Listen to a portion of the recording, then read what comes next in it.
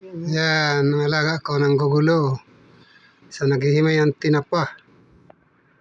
Ulam namin ngayon, tinapa na hinimay. Tapos, igigisa yan sa sibuyas at kamatis. Ito naman, alaga kong ibon na makulit. So,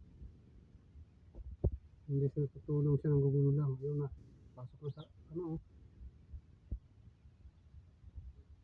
Hindi ka dito. Puti, uy, huwag yan, ulam namin. Ulam namin yan. Nakain mo eh. Ulam namin yan, dito ka. Wala.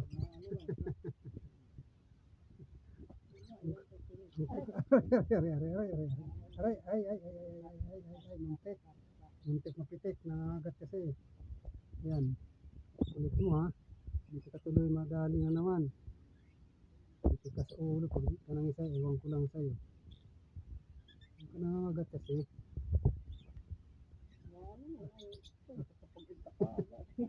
Ayaw niya sa nakialaman siya. Gusto niya pabayaan na sa ginagawa niya.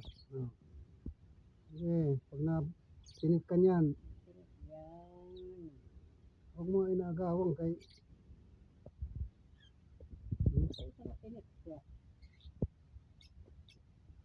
alam naman niya yan, tinig yan, nalulunukin yan, kasi niya kaya. Ano siya? Ano talaga naman, kain tayo ng isda eh. Ulit. Pati. Sige, ubusin mo yan. Ubusog ka dyan.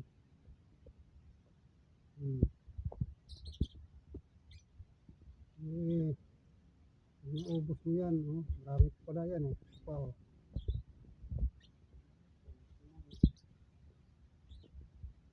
Wala na.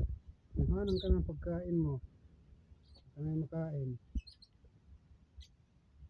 Hindi ka dito, bro. Ingit ka lang eh.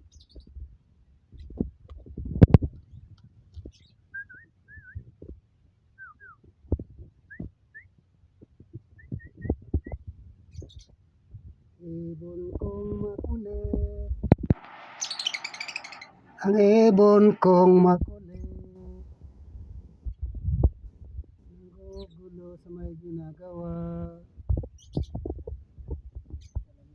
Ibon kong makulit. Ginugulo ang may ginagawa. Ang ibon kong makulit.